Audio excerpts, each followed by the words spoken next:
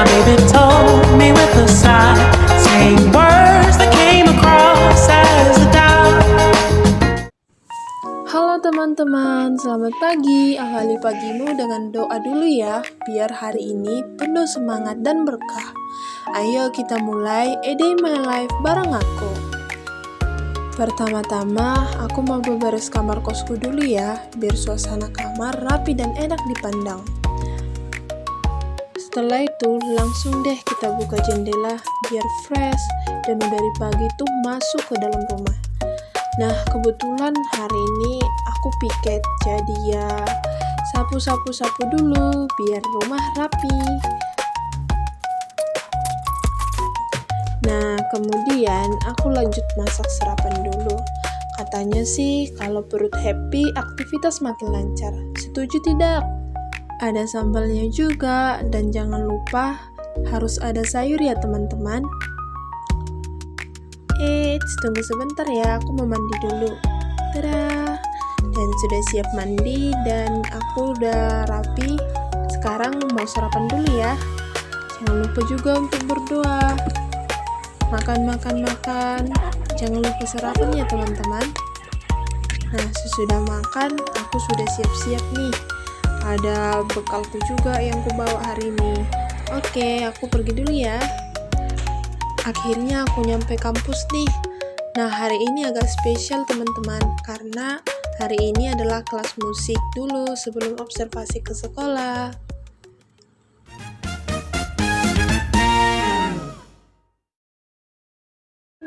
Selamat siang Ibu. Selamat siang. Perkenalkan, saya Teresia Betania Sihotang. Saya dari Prodi PGSD semester 5 Universitas Saparina. Nah, pada kesempatan kali ini saya ingin mewawancarai Ibu tentang keterampilan menulis di kelas 4 ya Bu. Ya. Baiklah Bu, saya ingin bertanya nih. Secara umum, bagaimana menurut Ibu kemampuan menulis di kelas ini? Apakah rata-rata sudah cukup baik atau masih banyak yang bervariasi, Bu? Ya, terima kasih pertanyaannya. Menurut saya sih kalau sudah di kelas 4 itu kan sudah kelas tinggi atau fase B ya. Ini pada umumnya anak-anak untuk menulis itu sudah cukup baik. Hanya saja sih ada 1 atau 2 orang kalau ketika dikte itu masih ada 1 atau 2 orang masih terlambat. Tapi pada umumnya keterampilan menulis itu sudah sangat baik. Nah, menurut Ibu bagian ejaan yang paling sering dilakukan siswa atau ejaan yang salah, huruf kapital atau tanda baca, bagaimana? Ya, terima kasih. Memang awalnya sebelum mereka masuk ke kelas 4 itu sering ejaan yang disempurnakan itu huruf kapital yang suka lupa gitu ya. Tapi seiring berjalannya waktu mereka belajar, sekarang mereka sudah mampu, sudah memahami bagaimana cara menulis yang baik sesuai dengan EYD-nya. Oke Bu. Nah, bagaimana respon siswa ketika diberi tugas menulis? Apakah mereka antusias atau justru mereka terlihat kurang semangat? Ya, terima kasih. Pada umumnya sih ketika mereka sudah belajar tentang bagaimana menulis itu asyik gitu ya. Mereka antusias sekali ketika mereka disuruh ditugaskan ada membuat narasi atau argumentasi, itu memang anak-anak sangat antusias karena keinginan mereka itu sangat besar. Nah, menurut Ibu masalah utama yang paling sering terjadi dalam siswa saat menulis, apakah lebih ke kesulitan menuangkan ide atau kosakata atau teknis seperti ejaan? Iya, yang pertama memang iya, kesulitannya itu menuangkan ide ya. Karena anak-anak ini mungkin lebih cenderung mendengar atau melihat handphonenya gitu. Jadi untuk menuliskan ide itu terkadang memang ada kendala sedikit. Tapi pada umumnya nggak semua sih, hanya 1-2 orang gitu ya. Nah, di sini kata Ibu tadi kan ada siswa yang sudah lancar dan yang tidak lancar. Nah, bagi siswa yang sudah lancar menulis, kalau untuk yang lancar menulis, kira-kira faktor apa yang mendukung mereka supaya mereka bisa lancar?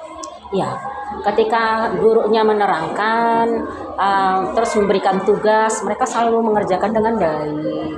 Nah, saya melakukan ini pun berulang, pembiasaan diri setiap hari. Ketika saya membiasakan anak-anak mengerjakan PR-nya, tulisan selalu saya periksa gitu. Makanya anak-anak lebih fokus kepada tulisannya rapi, bersih.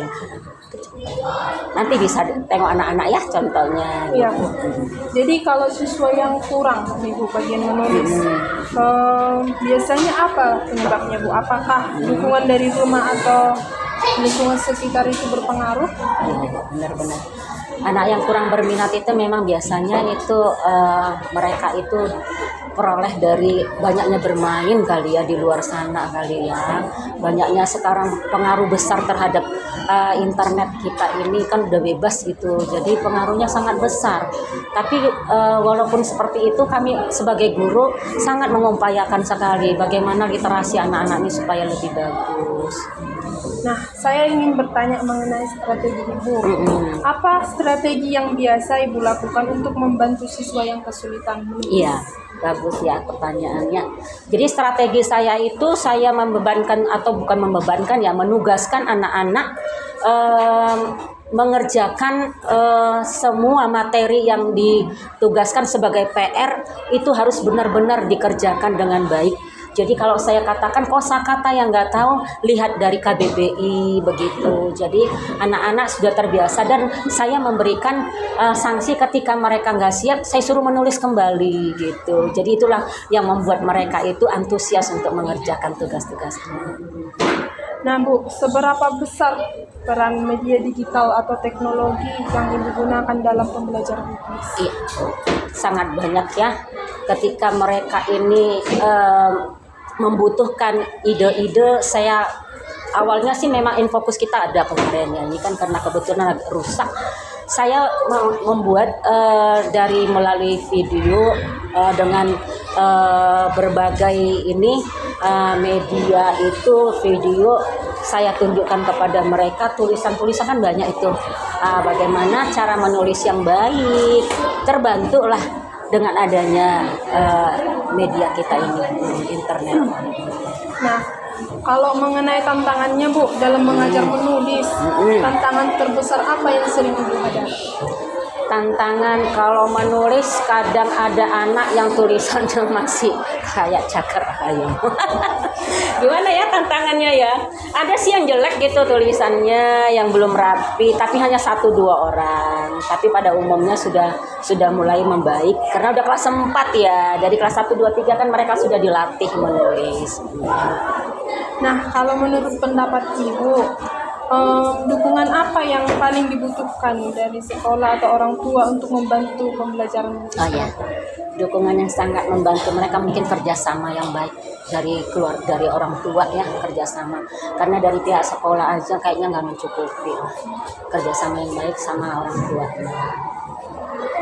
Sama-sama dibantu di rumah, diawasi anak-anaknya, itu aja kali sih.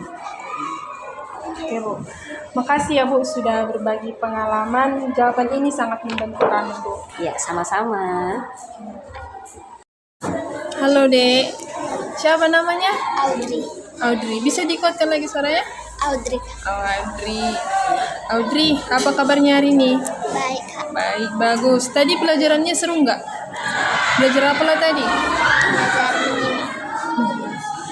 Kalau kamu suka nggak menulis cerita di rumah? Suka. Nah, menurut kamu, apa yang bikin kamu gampang menulis? Apakah kamu sering atau suka membaca cerita, atau sering mengarang-arang sebuah cerita? Sebuah cerita. Mengarang. Oke. Nah, kalau dari materi yang Ibu kasih, ada nggak yang bikin kamu tambah semangat nulis? Ada. Materi apa itu? Kalau pelajaran yang paling kamu suka apa? PKN. Bagus. Nah, ada nggak juga materi yang susah kamu pahami?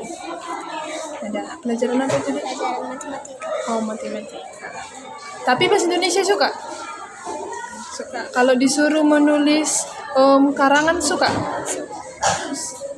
Yaudah, makasih ya Dek udah cerita ya. Semoga makin lancar menulisnya. Tadi tulisannya bagus sekali loh. Punya kakak aja nggak kayak gitu rapinya.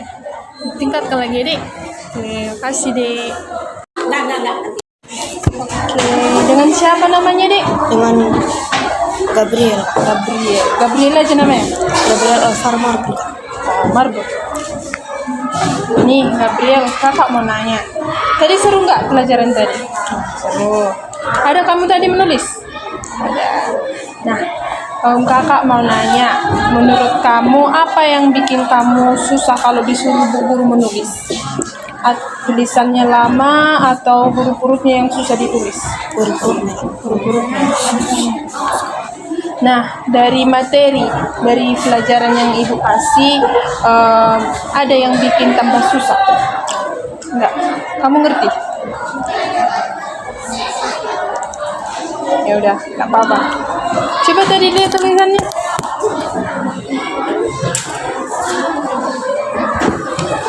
Kalau kakak suruh kamu baca ini bisa? Coba. Yang ini sama ini. Pernyataan menghormati teman yang sedang